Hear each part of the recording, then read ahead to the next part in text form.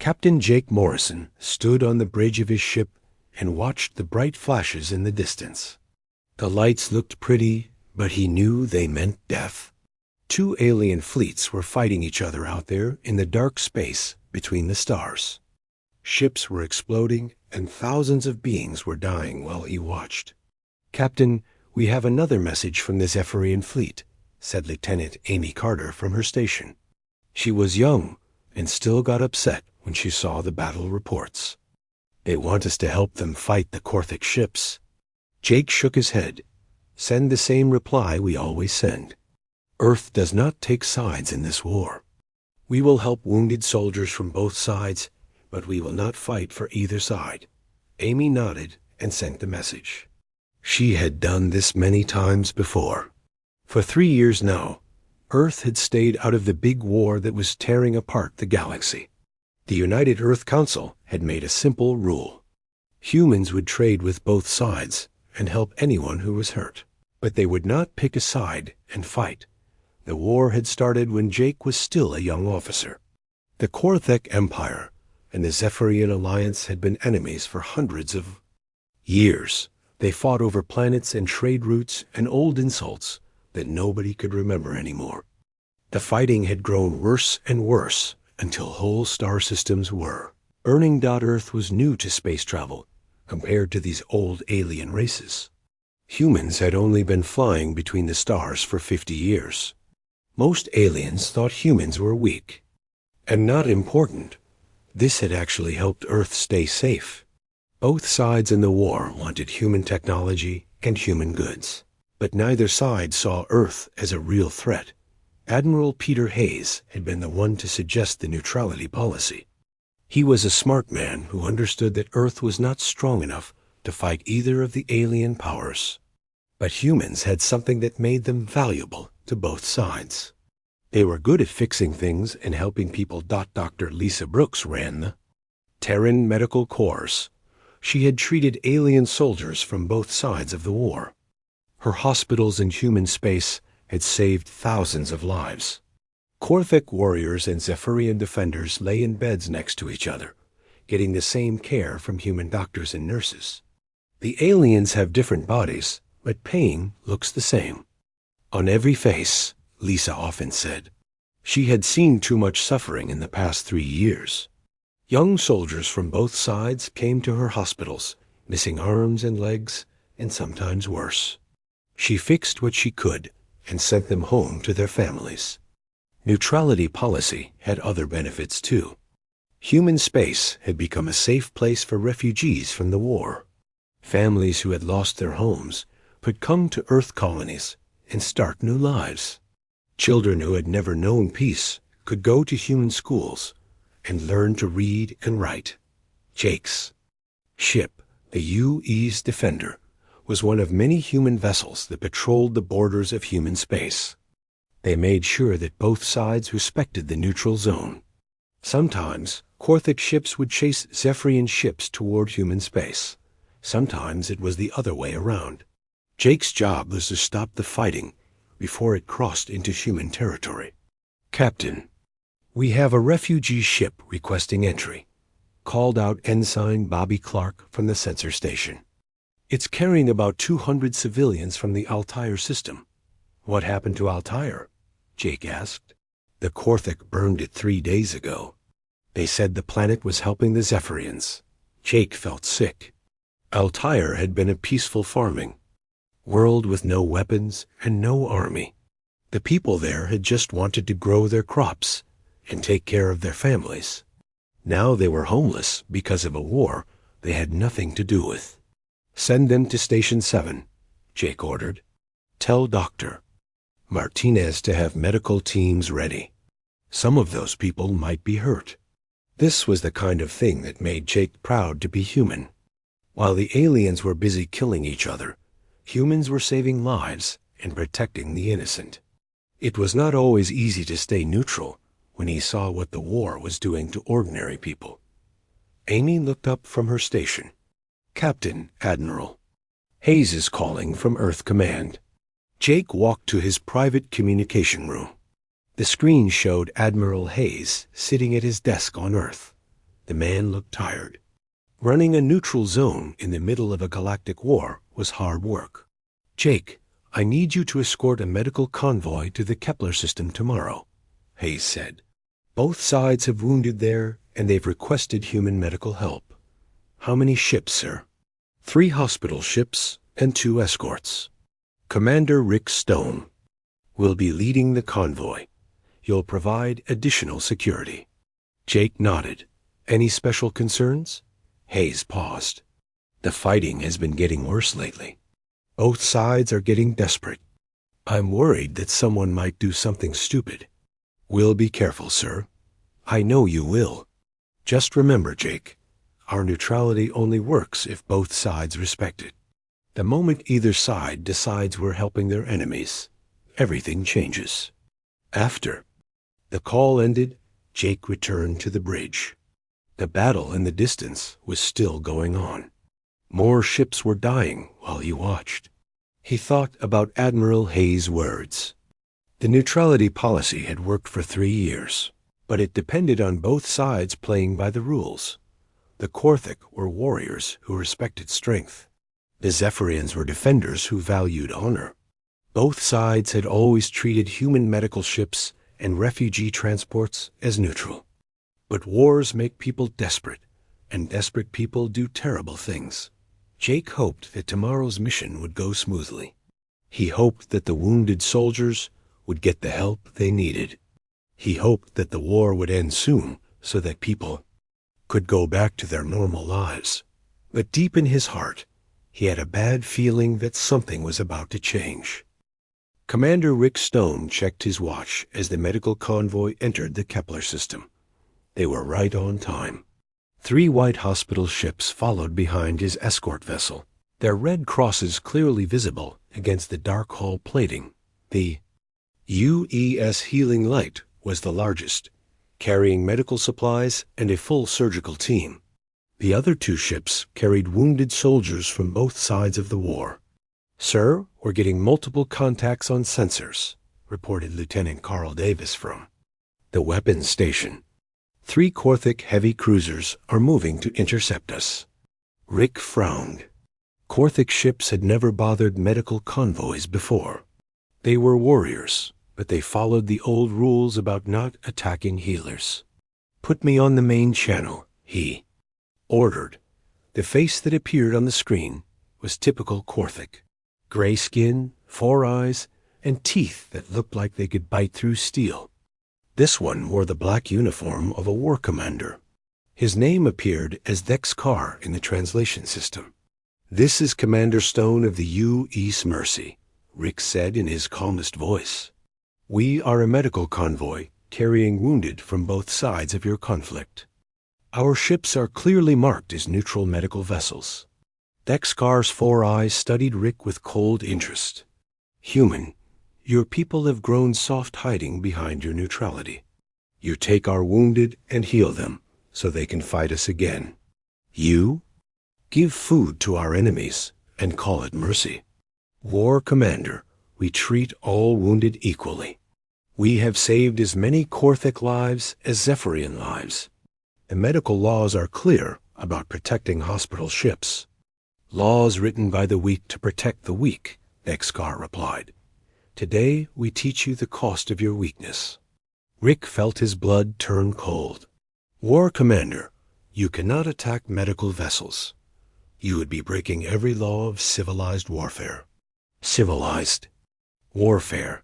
Dexkar laughed, and the sound was like breaking glass. There is no civilization in war, human. There is only victory and defeat. The communication channel went dead. Rick stared at the empty screen for a moment and turned to his crew. All ships, evasive maneuvers. Get those hospital ships away from here. But it was too late. The Korthik cruisers opened fire without warning. The first salvo hit the U.E.'s Healing Light directly. The hospital ship's shields were designed to protect against accidents, not military weapons. The white hull cracked open like an egg, spilling air and people into the vacuum of space. Nurse Kelly Adams had been working in the medical bay when the attack started. She was treating a young Zephyrian soldier who had lost his arm in the fighting.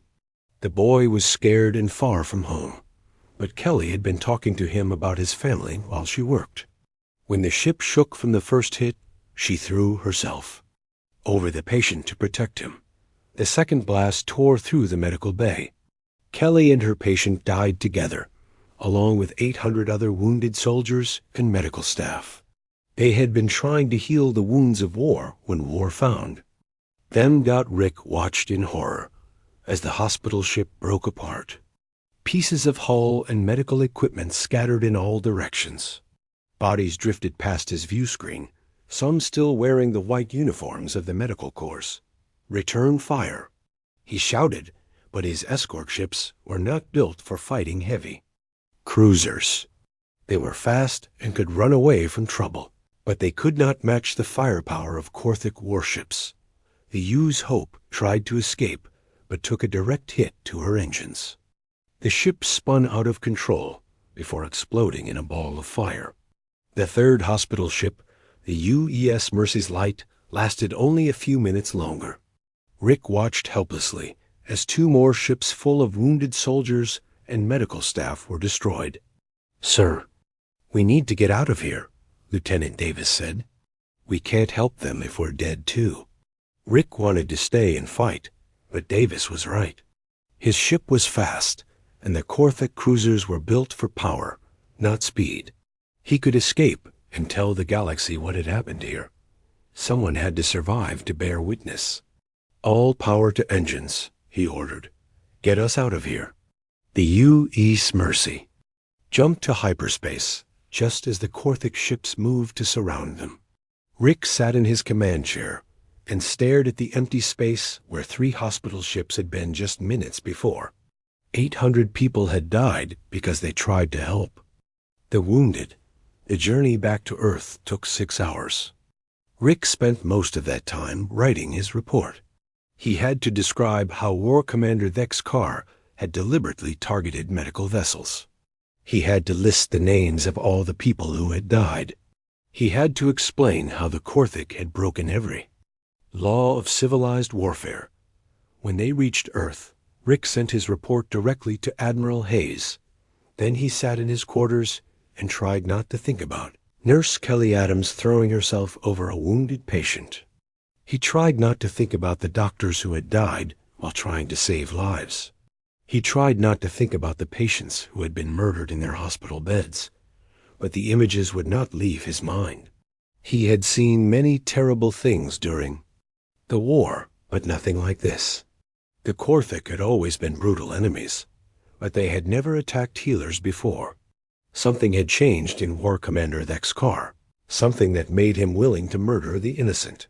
Rick's communication system chimed. It was a message from his wife back on Earth. She had seen the news reports and wanted to know if he was safe. He started to write back, but stopped. How could he explain what he had seen? How could he tell her that the rules had changed, that nobody was safe anymore? The next morning, Rick was called to appear before the United Earth Council. The Great Hall was packed with representatives from every human colony. They all wanted to hear his story. They all wanted to know exactly what had happened in the Kepler system. Rick stood at the podium and told them everything. He described how War Commander Thek's car had dismissed their neutrality as weakness. He explained how the Korthic had opened fire on clearly marked hospital ships. He listed every person who had died, reading their names aloud so the council would understand the cost of what had happened. When he finished, the hall was silent for a long moment. Then President Helen Murphy stood up. Her face was pale, but her voice was steady. "Commander Stone, thank you for your report. The council will now discuss our response to this unprovoked attack on medical personnel." Rick left the hall knowing that everything was about to change. For 3 years, Earth had stayed out of the war. They had been neutral peacekeepers who helped everyone and fought no one. But that time was ending. War Commander Thek's car had made a terrible mistake when he chose to murder human healers. The sleeping giant was beginning to wake up. President Helen Murphy stood before the cameras with the weight of an entire species on her shoulders. The broadcast was going out on every frequency that humans use to communicate across the galaxy. Every Earth colony, every space station, every human ship would hear these words. More importantly, every alien government would hear them too. Citizens of Earth and friends throughout the galaxy, she began, her voice calm, but carrying an edge that had never been there before.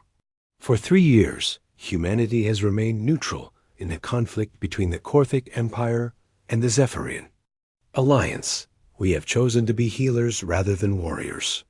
We have fed the hungry, treated the wounded, and sheltered the homeless. Behind her, a screen showed images of human medical ships with their bright red crosses. Pictures of human doctors treating alien patients filled the display. The message was clear. Earth had been helping everyone. We asked for nothing in return except respect for the ancient laws of war, Murphy continued. We believed that all. Civilized beings understood that healers must be protected. We believed that hospital ships and medical personnel were safe from attack. The screen changed to show the wreckage in the Kepler system. Pieces of the UEC healing light drifted in space, still identifiable by their white hull plating and red medical symbols. The sight made people angry across human space. Yesterday, War Commander Thexkar of the Korthic Empire proved us wrong. He deliberately targeted and destroyed 3 hospital ships carrying wounded soldiers from both sides of the conflict. 800 people died, including medical staff who had sworn to heal rather than harm. Murphy paused, letting the weight of those words sink in.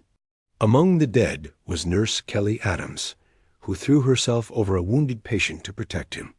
She died trying to save the life of a Zephyrian soldier. This is what War Commander Thexkar calls weakness. The anger in her voice was controlled but unmistakable. He will learn otherwise. At military bases across human space, the reaction was immediate. General Nathan Cross had been preparing for this moment since the news first arrived from Kepler. The Terra Defense Force had been officially created to defend human colonies from pirates and raiders. But the ships and weapons they had built were capable of much more. Colonel Danny Price oversaw the mobilization at Luna Base. Ships that had been sitting in maintenance bays for months were suddenly swarming with technicians. Weapons that had been stored in warehouses were being loaded onto every available vessel. The entire human fleet was preparing for war. How long before the first battle group is ready? General Cross asked during a secure communication. 18 hours for the fast ships, Price replied. The heavy cruisers will need another day to finish loading supplies. What about the new weapons? Price smiled grimly. The quantum torpedoes are ready for field testing. The adaptive armor systems are installed on all frontline vessels. The Korthic are about to learn what human engineering can do when we stop holding back. Captain Susan Wells received her new orders while her ship was still being refitted. The UES Retribution had been a border patrol vessel just days ago. Now it was the flagship of humanity's first strike force. The ship's computer core had been upgraded with targeting systems that could track dozens of enemy vessels simultaneously. Captain, the new weapons are online, reported Chief Engineer Ron Blake. The quantum torpedoes can phase through most known shield types. The plasma cannons have 3 times the range of standard energy weapons. Susan nodded. She had been fighting pirates and smugglers for years. But this was different. This was war against an entire empire. What about the crew? Volunteers from every ship in the fleet. They all want to be part of this. The Zephyrian Alliance had reacted quickly to the news from Kepler. Ambassador Kelthan arrived at Earth, stationed within hours of President Murphy's broadcast. He was a tall, blue-skinned being with silver eyes that showed both hope and desperation. President Murphy, the Zephyrian Alliance offers our full support in your conflict with the Korthic Empire, he said during their private meeting. We have been fighting them for decades. With human technology and Zephyrian experience, we can end this war. Murphy studied the alien diplomat carefully. Ambassador, this is not about choosing sides in your conflict. War Commander Thexkar committed a war crime when he attacked our medical ships. He will answer for that crime. But surely you see that the Korthic Empire must be stopped, Kelthan pressed. They are destroyers who care nothing for innocent life. The Korthic Empire did not attack our hospital ships, Murphy replied. One Korthic commander did. He will be brought to justice. After that, we will see what happens next. General Cross made the human position even clearer during a meeting with his senior staff. This is not about the bigger war between the Korthic and Zephyrians. This is about justice for our people. We find War Commander Thexkar, and we make him pay for what he did. The first human battle group launched from Earth exactly 24 hours after the president's speech. 8 ships led by Captain Susan Wells in the UES Retribution. They were smaller than the massive alien dreadnoughts, but they were fast and carried weapons that no one had seen before. Dr. Frank Rogers had been reassigned from medical duty to serve as a psychological warfare specialist. His job was to understand how the human response would affect alien thinking. He had studied both the Korthic and Zephyrian cultures during his years treating their wounded. The Korthic respect strength above all else, he explained to the battle group commanders. They attacked our medical ships because they saw mercy as weakness. We need to show them that mercy and strength can exist together. Lieutenant Commander Rachel Green was the youngest officer in the strike force, but she was also the most important. Her engineering team had developed most of the new weapons that human ships now carried. The quantum torpedoes were her design, based on research. That had been theoretical until just days ago. The Korthic used traditional energy shields, she explained during the final briefing. Our torpedoes can phase through them by shifting into quantum dimensions. They'll have no defense against weapons they don't understand. The news of the human military buildup spread quickly through alien space. Both sides in the war had become accustomed to thinking of humans as peaceful traders and healers. The idea of Earth as a military power was new and frightening. Korthic High Command received reports of human ship movements with growing concern. War Commander Thexkar had expected the weak humans to protest and then do nothing. Instead, they were assembling a fleet that intelligence reports suggested was unlike anything in known space. How many ships do they have? Asked Supreme War Leader Groktar during an emergency council meeting. Their fleet is small compared to ours, replied Intelligence Chief Vexinar. But their technology appears to be significantly more advanced than our projections suggested. They are traders and healers, Groktar said dismissively. They cannot match warrior races in combat. War Commander Thexkar thought the same thing. Vexinar replied quietly. The human strike force moved through space faster than anyone expected. Their ships used jump drives that were more efficient than anything the galaxy had seen. They could travel farther and faster than traditional vessels, peering in systems where the enemy least expected them. Captain Wells stood on the bridge of the UE's Retribution as they approached the Altair system. Intelligence reports suggested that War Commander Thexkar had established a base there after destroying the human medical convoy. He felt safe behind the shields of a fortified space station and 3 full battle fleets. All ships, prepare for combat, Wells ordered. Remember, we're not here to start a war. We're here to finish one. The sleeping giant had awakened, and it was angry. The Battle of Altair 7 began at exactly 0800 hours, Earth Standard Time. War Commander Thexkar had been expecting the humans to come. But he had not expected them to come like this.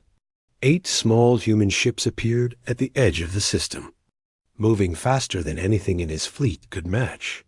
"War Commander, the human vessels are approaching at high speed," reported his tactical officer. "They are not responding to our warnings to withdraw." Dex Carr studied the tactical display with his 4 eyes. The human ships were tiny compared to his heavy cruisers. Each of his 3 battle fleets had more firepower than the entire human force. This would be over quickly. "All ships, prepare to engage," he ordered. "Show these weak humans what happens when they challenge the Korthik Empire." Captain Susan Wells watched the Korthik fleet begin to move toward her ships.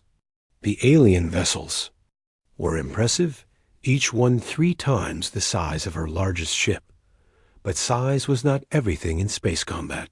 Speed and intelligence mattered more than raw power. "All ships, execute attack pattern Delta," she commanded. "Remember, we're not here to fight fair. We're to win." The human ships split into 4 groups and attacked from different directions. This was not how space battles were supposed to work. For centuries, alien fleets had fought in neat formations, trading shots until one side was destroyed. The humans ignored these traditions completely.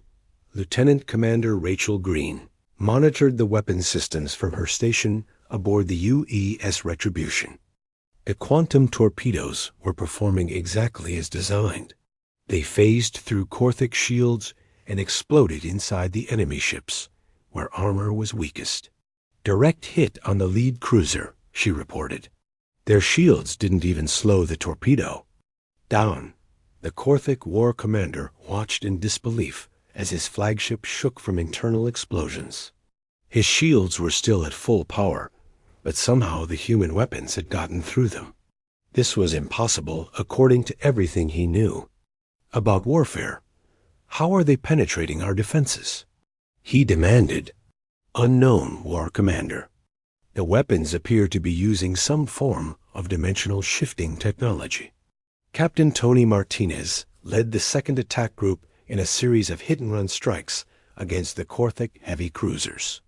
His ship, the UES Vengeance, would appear from hyperspace, fire its weapons, and disappear again before the enemy could return fire. The Korthik ships were too slow to chase him. "Sir, we've disabled the engines on 2 enemy cruisers," reported his tactical officer. "They're sitting ducks for the torpedo ships." The plasma cannons that Rachel Green's team had developed were proving just as effective as the quantum torpedoes. They fired bolts of superheated energy that could cut through Korthik armor like paper. The aliens had never seen weapons with this much power or this much range. War Commander. Dex Carr realized that his fleet was being destroyed by an enemy force less than half his size. His warriors were trained and experienced, but they were fighting with weapons and tactics that were hundreds of years old. The humans were using technology that seemed to come from the future. "All ships fall back to the space station," he ordered. "We need the protection of the fixed defenses." But the humans had planned for this too. Captain Wells had studied the battle records from the medical convoy attack. She knew that Dex Carr would retreat to his base when the battle turned against him. Her ships were already in position to cut off his escape route. "Now," she said simply. The UES Justice and UES Retribution appeared directly between the Korthik fleet and their space station. The human ships were outnumbered 20 to 1, but they were armed with weapons that could destroy ships much larger than themselves. Dr. Frank Rogers watched the battle from the command center on Earth. His psychological profile of the Korthik had been accurate. They were brave warriors who fought well in traditional battles, but they could not adapt to the human way of fighting. Their rigid command structure made them slow to respond to new tactics. "The Korthik are breaking," he reported to General Cross. "They've never faced an enemy that could match their technology and exceed their mobility." The battle lasted 6 hours, but the outcome was decided in the first 30 minutes. The Korthik had expected to fight other Korthik, using Korthik tactics and Korthik weapons. Instead, they faced humans who fought like humans, using human technology and human intelligence. War Commander Thexkar's flagship was the last ship to fall. His shields had failed an hour ago, and his weapons had been destroyed by quantum torpedoes that phased through his armor. But he refused to surrender, even as his ship burned around him. "Sir, we're receiving a transmission from the human commander." His communication officer reported. Captain Wells appeared on the screen, her face calm but determined. "War Commander Thexkar, your fleet has been defeated. Surrender now, and you will be treated according to the laws of war." Thexkar laughed bitterly. "The same laws you claim I broke when I destroyed your medical ships." "The same laws that protect prisoners of war," Wells replied. "The same laws that make it illegal to torture captives or execute civilians. The same laws that you chose to ignore. I am a warrior of the Korthik Empire. I do not surrender to weaklings. Then you will die like a warrior," Wells said. "But your death will not change what you did. 800 people died because you chose to murder healers. History will remember that." The communication ended. Thexkar looked around his ruined bridge and saw the bodies of his crew. His ship was dying, and his fleet was destroyed. In 6 hours, the humans had accomplished what the Zephyrians had failed to do in decades of fighting. The final explosion lit up the Altair system like a small sun. When the light faded, nothing remained of War Commander Thexkar or his flagship. The space station surrendered 10 minutes later. Its commander, knowing that resistance was hopeless. Captain Wells surveyed the wreckage of the Korthik fleet. Dozens of ships had been destroyed, and thousands of Korthik warriors were dead. But the human strike force had not lost a single vessel. The new weapons and tactics had worked perfectly. "All ships, secure the area," she ordered. "Begin search and rescue operations for survivors." Even in victory, the humans followed the laws of war. They pulled Korthik survivors from the wreckage and treated their wounds. They followed the same medical protocols that had gotten their own people killed at Kepler. This was what separated humans from monsters like Thexkar. News of the battle spread across the galaxy within hours. The Korthik Empire had lost an entire fleet to a small human force. The species that had been dismissed as weak traders and healers had revealed military capabilities that no one had imagined. The Zephyrian Alliance celebrated the human victory, but their joy was mixed with fear. If humans could destroy a Korthik fleet this easily, what did that mean for the balance of power in the galaxy? Admiral Peter Hayes received the battle report at Earth Command. The mission had been a complete success, but it was also just the beginning. Intelligence suggested that there were other Korthik commanders who had been involved in attacks on human medical personnel. "Operation Cleansing is authorized," he told General Cross. "Find every Korthik military asset that participated in attacks on our medical ships. Destroy them all." The message was clear to everyone in the galaxy. Humanity had been peaceful because they chose to be peaceful, not because they were weak. They had stayed out of the war because they believed in neutrality, not because they were afraid to fight. War Commander Thexkar had made a terrible mistake when he attacked the human medical convoy. He had awakened something that had been sleeping in human space for decades. The galaxy was about to learn what humans were really capable when they decided to stop being nice. The age of dismissing Earth as a minor power was over. The sleeping giant was awake, and it was very, very angry. 6 months after the Battle of Altair 7, the galaxy had changed completely. The Korthik Empire, which had terrorized star systems for decades, was asking for peace. Their delegation arrived at Earth Station with the bearing of defeated warriors who knew they had lost everything. Sub-Commander Vextal led the Korthik peace mission. He was younger than most war leaders, but age did not matter anymore. The old commanders were either dead or too proud to admit defeat. Only the young ones understood that the empire had to surrender or face complete destruction. "Honorable President Murphy," Vextal said as he entered the conference room, "the Korthic Empire requests an end to hostilities with the Terran Federation." President Helen Murphy studied the alien diplomat with calm eyes. She had aged in the past 6 months, but her voice was still steady. "Sub-Commander, your war commander Thexkar believed that mercy was weakness. He murdered 800 people to prove his point. The question now is whether your people have learned from his mistake." The peace negotiations were unlike anything in galactic history. Usually, defeated powers bargained for better terms and tried to keep as much as possible. The Korthic had no bargaining position at all. Operation Cleansing had been devastatingly effective. Admiral Jake Morrison, promoted after the war began, had overseen the systematic destruction of every Korthok military asset within 100 light-years of human space.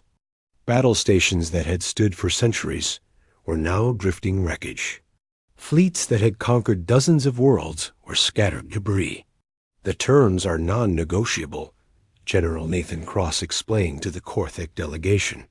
"Complete surrender of all conquered territories. War reparations to be paid to the families of those killed in attacks on medical personnel. Submission to human oversight of all Korthic military activities." Vextal's 4 eyes showed the strain of accepting such harsh terms. "General Cross, these conditions would leave the Korthic Empire defenseless against our enemies. You should have thought of that before you started murdering healers," Cross replied without sympathy. "The alternative to these terms is the complete destruction of your species. Choose wisely." The Zephyrian Alliance had watched the human campaign with growing amazement and fear. In 6 months, humanity had accomplished what they had failed to do in decades of warfare. The Korthic Empire was broken, its fleets destroyed, its conquered. Worlds Liberated. Ambassador Kelthan met with President Murphy to discuss the post-war galaxy. "President Murphy, the Zephyrian Alliance is grateful for human intervention. We would like to formalize our relationship with a mutual defense treaty." Murphy considered the proposal carefully. "Ambassador, humanity entered this conflict to seek justice for our murdered medical personnel. We achieved that goal. What happens next depends on whether the galaxy has learned from recent events." The treaty that emerged from these negotiations created something new in galactic politics. The Terran peacekeeping force would patrol former battle zones and ensure that the laws of war were respected by all sides.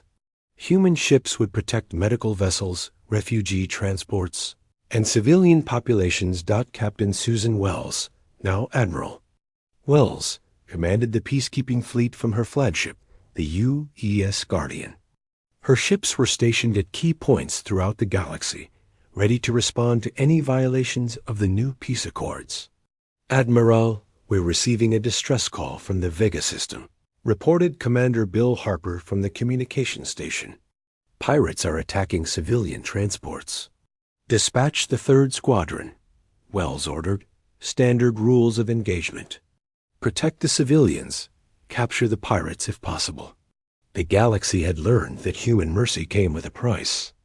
They would heal the wounded and protect the innocent, but they would destroy anyone who threatened those under their protection.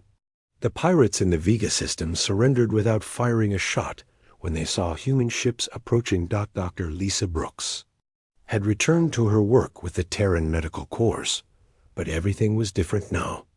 Her hospitals still treated patients from all species, but now they were protected by the most feared military force in the galaxy. No one would ever again attack a ship marked with the Red Cross. "The wounded still look the same," she told her staff during a training session. "Pain is universal, and so is our duty to heal it. But now we can do our work without fear." The Korthic had signed the peace treaty, but enforcing it was a daily challenge. Many Korthik commanders resented the human oversight of their military. They had been warriors for centuries, and accepting human authority was difficult for their proud culture. Captain Rick Stone had been assigned to monitor Korthik compliance with the peace agreement. His ship, the U-East Watchman, patrolled the border between former Korthik territory and the neutral zone.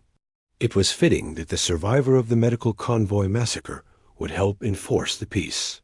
Captain, we're detecting unauthorized Korthik military activity in the Rigel sector, reported Lieutenant Amy Carter, who had requested transfer to Stone's ship. 3 cruisers are moving toward Zephyrian space. Stone remembered the last time he had faced Korthik cruisers. The memory of the burning hospital ships still haunted his dreams. Signal the Korthik vessels to halt and submit to inspection. The Korthik commander who appeared on the screen was older than Vexkar had been, but his 4 eyes showed the same arrogance. Human, we are conducting routine patrol operations. You have no authority to interfere. Commander, under the terms of the peace treaty, all Korthik military movements must be approved by the Terran peacekeeping force, Stone replied calmly. You are in violation of Article 7 of the surrender agreement. We are Korthik warriors. We do not answer to lesser species. Stone's voice remained steady, but his crew could hear the steel beneath the calm words. Commander, you have 2 choices. You can submit to inspection and return to your designated patrol area, or you can be destroyed where you sit. The choice is yours. The Korthik commander studied Stone's face on the screen. He had heard the stories about human military capabilities. He had seen the wreckage of War Commander Vexkar's fleet. After a long moment, he nodded reluctantly. We will submit to inspection. This was the new reality in the galaxy. The Korthik Empire still existed, but it existed at human sufferance. Their warriors could still patrol their own territory, but they did so under human oversight. The days of Korthik expansion and conquest were over. Colonel Danny Price had been promoted to run the Terran Military Academy, where young officers learned the lessons of the recent war. The enemy will always underestimate human capabilities, he told his students. They see our mercy as weakness and our patience as fear. This is their mistake, not our weakness. The Academy trained officers for the new galaxy, where humans were no longer neutral observers, but active peacekeepers. They learned to use the new weapons that Rachel Green's team had developed, but more importantly, they learned when to use them. Power without restraint is tyranny, Price often said. We have the ability to destroy entire fleets, but we use that power only to protect the innocent. That is what makes us different from the Korthik. Lieutenant Commander Rachel Green had been promoted to head the Terran Research Division. Her team continued to develop new technologies, but their focus had shifted from weapons to defensive systems. The galaxy needed protection, not more ways to destroy things. The quantum shield generators are ready for deployment, she reported to Admiral Hayes during a staff meeting. Any ship equipped with them will be immune to conventional weapons. Medical vessels and refugee transports will be completely safe. Hayes nodded approvingly. What about the new sensor arrays? They can detect military buildups from halfway across the galaxy. We'll know if anyone starts preparing for war long before they're ready to fight. The Zephyrian Alliance had become humanity's closest allies, but even they were careful not to take human support for granted. They had seen what happened to those who threatened human medical personnel. They had no desire to learn what would happen to those who betrayed human trust. Dr. Frank Rogers had returned to his medical practice, but his understanding of alien psychology had made him valuable to the diplomatic corps. He helped negotiate disputes between species and prevented conflicts before they could start. The key to lasting peace is understanding, he told a conference of diplomats. We must know what drives each species, what they fear, what they value. Only then can we prevent another war. The memorial service for the victims of the medical convoy attack was held 1 year after the Battle of Altair 7. President Murphy spoke to a crowd that included representatives from every major species in the galaxy. Nurse Kelly Adams and her colleagues died because they chose to heal rather than harm, Murphy said. They threw themselves between wounded patients and enemy fire. Their sacrifice reminds us that true strength comes not from the ability to destroy, but from the courage to protect. The memorial was attended by former enemies as well as allies. Korthic officials sat next to Zephyrian delegates, both species united in their respect for the human medical personnel who had died trying to save lives. Admiral Hayes stood at the back of the crowd, watching the ceremony with mixed emotions. The war had established humanity as a major power in the galaxy, but it had cost them their innocence. They could never again be the neutral healers they had been.